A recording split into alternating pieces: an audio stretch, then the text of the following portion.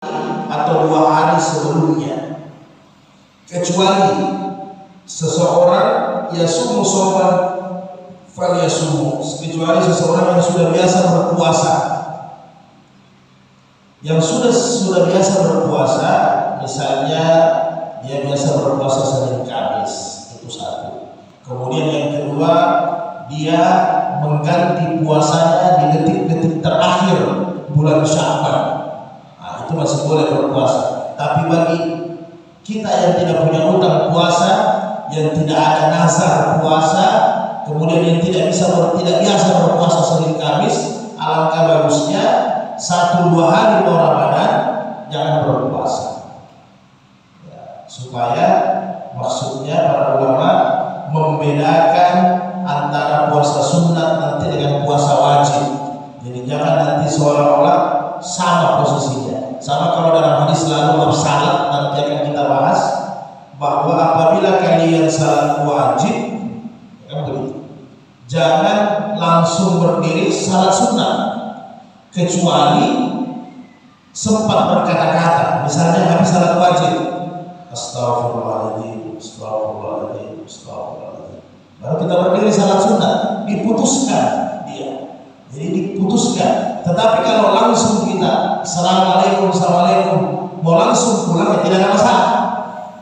Yang masalah jangan nanti salat wajib itu seolah-olah disambung dengan salat sunat. Nah, begitu juga pendapat ulama yang lain.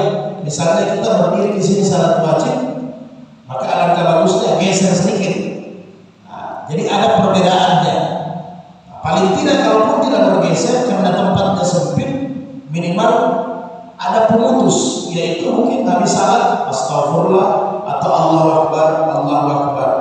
Biar hanya 1 kali, 2 kali, 3 kali. Kalau bisa seperti mana diajarkan Nabi, zikir 33 kali atau zikir 10 kali, minimal 1 kali. Jadi ada pemisah. Begini juga puasa Ramadan. Jadi kalau sudah kira-kira Ramadan 2 hari lagi, kita menunggu hisab atau ru'yat umpama, tidak usah berpuasa, kecuali kita sementara mengganti puasa. Atau kita sudah terbiasa puasa hari Senin Kamis, umpamanya hari Jumat itu jatuhnya Ramadan, atau hari Kamis atau hari Selasa jatuhnya Ramadan. Karena kita terbiasa puasa sunat hari Senin Kamis, ya dibolehkan sama Nabi. Atau puasa hari Kamis, kita posisi hari Senin, ada utang puasa yang belum dibayar, masih ada 2 puasa, mau tidak mau Senin Selasa kita harus puasa, harus, karena mengganti kewajiban. Nah, tetapi kalau yang tidak ada utang, maka tidak usah dulu berpuasa kalau dikira 2 hari atau 1 hari mau Ramadan. Karena jangan nanti seolah-olah bersambung 29 atau 30 Sya'ban. Ini ada hubungannya dengan ru'yah sebenarnya, ya. Wa an Amr bin Yasir radhiyallahu anhu, man sama yawmal ladzi yashakku fihi faqad asa Aba Kasir. Jadi kata Rasul, barang siapa yang berpuasa di waktu yang syak, di waktu yang meragukan, maka dia durhaka dengan Aba Kasir, durhaka dengan Rasulullah Sallallahu Alaihi Wasallam. Artinya 1-2 hari mau Ramadan ini waktu-waktu yang meragukan, karena jangan sampai 29 Sya'ban. Ya, begitu. Berarti kalau 29 Sya'ban ke 30 harinya 1 Ramadan. Jadi kita berpuasa sunat, ini hari yang ragu, tidak boleh kita berpuasa. Jadi makanya diputuskan tidak usah dulu puasa sambil menunggu ru'yat. Kalau kita pakai ru'yat, begitu. Nah, kalau kita pakai hisab, otomatis sudah paten, karena hisab dia perhitungan, kan? Setelah dihisab hari Kamis Ramadan, berarti hari Rabu dengan Selasa tidak usah dulu berpuasa, persiapan. Nah, kira-kira begitu. Kemudian Ibn Umar radhiyallahu anhu qala, sami'tu Rasulullah yaqul, idza ra'aytumuhul fasumu wa idza ra'aytumuhu fa'aftiru fa in gumma 'alaikumul faqaddaru lahu, muttafaqun alaih. Ditambahkan oleh Imam Muslim, fa in aghniya 'alaikum faqaddu atbi'u lahu salasina, genapkan 30. Ditambah Imam Bukhari, fa'akmilul iddata salasina, genapkan sempurnakan 30 hari. Ditambah oleh Abu Hurairah, fa'akmilul iddata sya'ban salasina, atau Sya'ban digenapkan jadi 30 hari. Jadi maksudnya begini Nabi sampaikan, apabila kalian melihat bulan maka berpuasalah. Apabila kalian melihat bulan lagi maka lebaranlah, berbukalah, kata Nabi. Kemudian fa'innal umma, apabila gamam awan menutupi itu bulan mendung, maka kata Nabi berhitunglah. Jadi kata-kata berhitung ini yang dipakai dalilnya orang-orang hisab. Perkirakanlah. Jadi kita masuk di bab hisab ru'yah ya. Nanti kita ambil kesimpulannya. Kemudian Imam Muslim mengatakan atau sempurnakan 30. Jadi maksudnya begini. Ini malam sudah tanggal 29 Sya'ban umpama. Jadi orang pakai ru'yah, dia harus dari 29 sudah harus teropong, sudah harus lihat.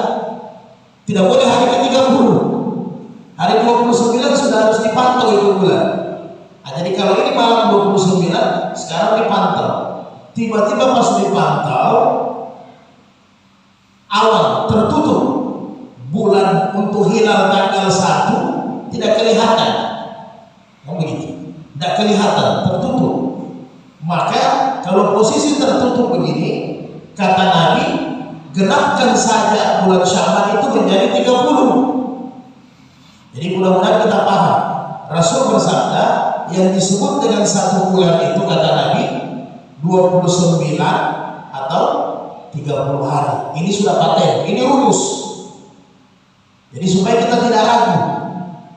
Jadi yang disebut dengan satu bulan itu 29 atau 30 hari.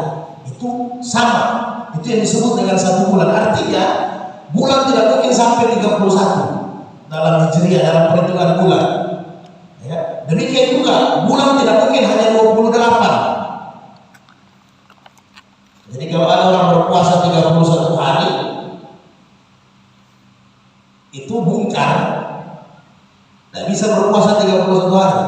Berarti hari lebarannya dia sudah berpuasa.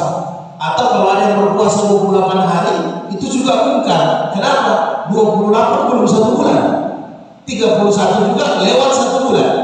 Nah, jadi standarnya 1 bulan kata Rasul yaitu 29 dengan 30. Jadi aman lagi. Jadi kalau kita sudah pegang ini dasarnya aman. Yang disebut dengan 1 bulan 29 atau 30 hari kata Nabi. Sehingga kata Nabi apabila tanggal 29 Sya'ban terjadi mendung, maka genapkan saja Sya'ban 30 hari. Berarti kalau hari ini umpamanya 29 hari Sabtu, berarti hari Ahad tanggal 30 Sya'ban, hari Senin mulai berpuasa. Bisa kita paham? Begitu kira-kira. Supaya nanti ada polemik, tidak pusing kita. Nah, gitu. Jadi apa yang disebut dengan ru'yat? Ru'yat itu bahasa mudahnya, bahasa dalam fikihnya tentunya mengamati aktivitas bulan hilal, bulan pertama dengan mata telanjang. Jadi dengan mata telanjang kita itu ru'yat, dari kata ra'a, melihat. Jadi ru'yat memonitor, mengamati. Dulu di zaman Nabi agak sulit. Kenapa agak sulit di zaman Nabi? Karena memang teropong belum ada. Teropong itu di zaman Nabi tidak ada, agak repot kita. Sehingga Nabi yang dibutuhkan kalau di zaman Nabi, fa'abartum Nabi sallallahu ila ra'aituhu fasama wa amara an-nas bi siyamihi. Saya mengabarkan kepada Nabi, satu sahabat harus melapor, ya Rasul, saya lihat tadi malam bulan. Maka apa kata Nabi? Kalau kau lihat tadi malam bulan, umumkan yang lain, besok kita puasa. Maksudnya dia lihat tadi maghrib saya lihat bulan ya Nabi. Oke, beritahu yang lain, suruh bilang, umumkan bahwa besok kita sudah berpuasa. Artinya suruh makan sahur. Seperti ini memang agak repot kalau di zaman Nabi, beda di zaman kita sekarang. An Ibnu Abbas radhiyallahu anhu, anna Arabiyan ja'a ila Nabi sallallahu alaihi wasallam. Datang seseorang melapor kepada Nabi, "Inni ra'aitu hilal." Saya melihat hilal sudah muncul untuk puasa. Kan begitu. Faqala Nabi atashhadu an la ilaha illallah. Nabi tanya, "Engkau bersaksi?" Nabi tidak kenal orangnya ini. Lain kalau orangnya sudah dipercaya, dikenal. Jadi yang dibutuhkan itu lihat selain melihat langsung kesaksian. Harus kesaksiannya ini valid. Karena kalau tidak valid ini saksinya pendusta, salah semua orang punya puasa. Jadi sehingga Nabi bertanya, "Atasyhadu an la ilaha illallah?" Qala na'am, iya, saya bersyahadat Allah itu Tuhan. Nabi tanya kembali, "Wa atasyhadu anna Muhammadar Rasulullah?" Apa kau mengakui saya nabimu? Na'am, iya Rasul. Qal fa'azzana bi fi nasi ya Bilal. Wa Bilal, umumkan sama manusia, sama masyarakat ayyasumu gada, supaya besok kita berpuasa. Saya paham ya? Ini ru'ya di zaman Nabi. Sehingga ulama mazhab ini berbeda pendapat tentang saksi. Imam Hanafi, kemudian Imam Ahmad dan Imam Syafi'i, saksi cukup satu orang. Saksi cukup satu orang dalam ru'ya. Tapi satu orang ini ada syaratnya. Satu orang ini ada syaratnya. Syaratnya apa? Islamnya betul. Dia menegakkan rukun Islam. Kemudian rukun imannya juga bagus. Ini yang disebut dengan saksi satu orang. Jadi tidak bisa yang abal-abal. Kemudian Imam Malik mengatakan saksi harus dua orang, seperti mana di pengadilan. Saksi harus dua orang, kata Imam Malik. Tidak boleh satu orang. Jadi kalau hanya ada satu orang melapor, saya lihat bulan, dibutuhkan satu orang lagi. Kalau mazhab Imam Malik.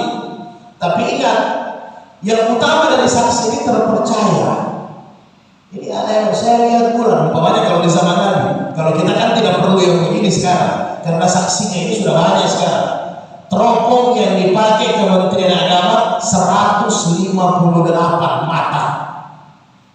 Kalau 10 tahun yang lalu 60 teropong, meningkat menjadi 100 teropong, 120. Di 2022 masuk 2023 sudah 150 lebih teropong, karena sudah ada penggabungan Brunei Darussalam, Malaysia, kemudian Singapura sudah ada penggabungan dengan Thailand, sudah ada penggabungan. Jadi sudah sepakat negara-negara yang besar di Asia Tenggara, negara Islam itu sudah sama dalam hal ru'yah. Jadi dikumpul teropongnya kurang lebih 158 teropong. Artinya batas hukum cukup dua teropong, dua mata maksudnya ya.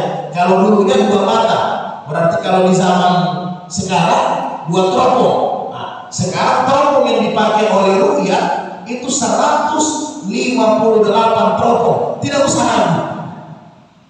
Jadi tidak usah ragu. Bagaimana caranya untuk memutuskan ini teropong betul, penglihatan ini betul?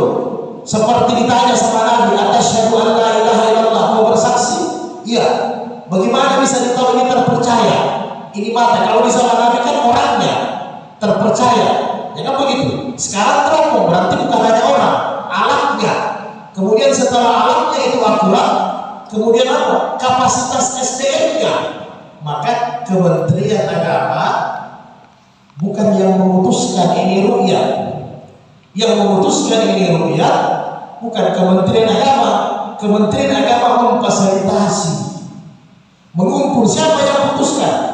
Majelis Ulama Indonesia, organisasi perwakilan yang ada di Indonesia. Sekarang kan di Asia Tenggara kan, kalau sekarang karena sudah ditambah masuk di dalamnya Malaysia. Jadi ulama bukan hanya ulama Indonesia, Malaysia, Brunei, Singapura sudah masuk di dalam sekarang. Kemudian semua organisasi Islam yang ada itu ada di dalam, yang disebut dengan tim isbat.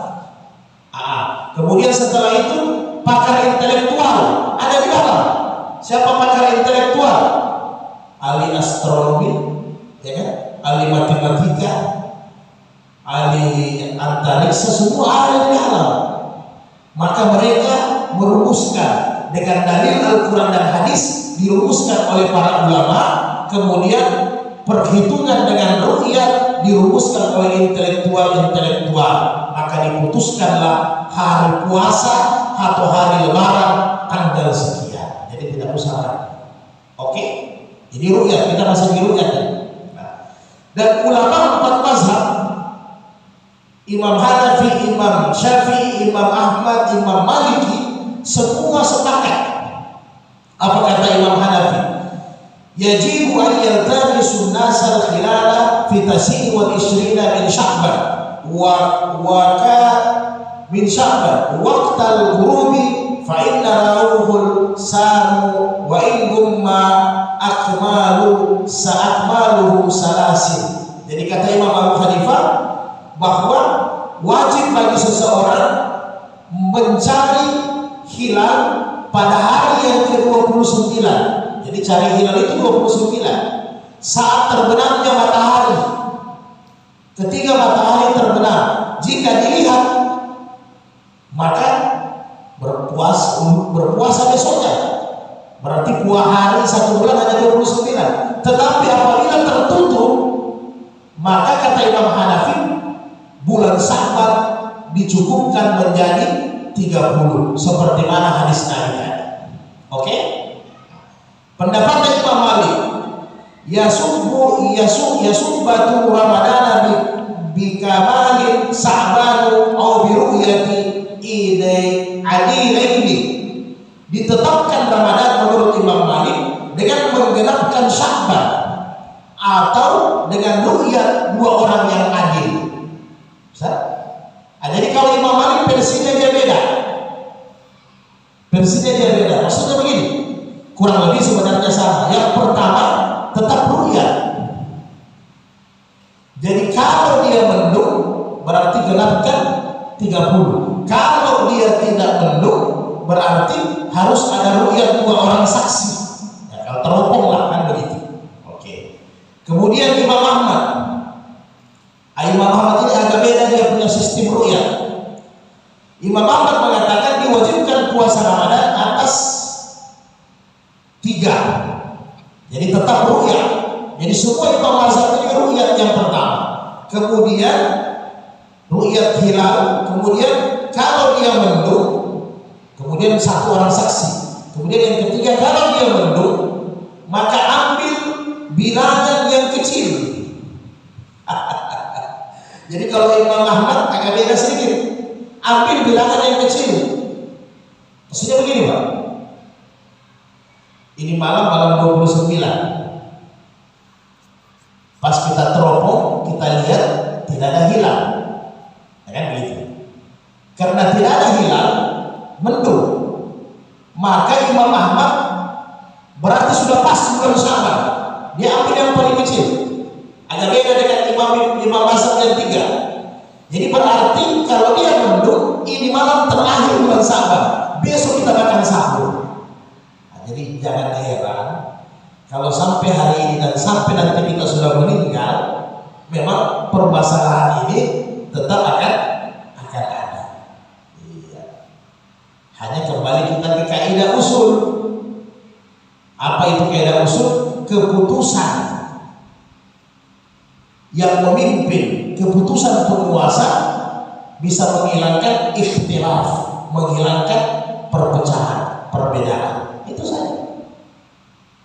Jadi sebenarnya di Indonesia sebenarnya satu bahasa bisa. Karena yang disebut dengan ikhtilaf itu apabila 50-50, 50-50 bisa kita paham. Dan di Indonesia alhamdulillah tidak terjadi itu. Sebenarnya di Indonesia yang pakai ru'yat ini hampir kita katakan 80%. Jadi tidak ada perbedaan sebenarnya. Kalau bahasa demokrasinya bukan suara terbanyak, tapi memang tidak ada perbedaan. Itu otomatis satu putaran maksudnya ya. Karena lebih 50% berarti tidak ada perbedaan. Jadi sebagian kecil saja. Ini dalam pandangan ru'yah. Kemudian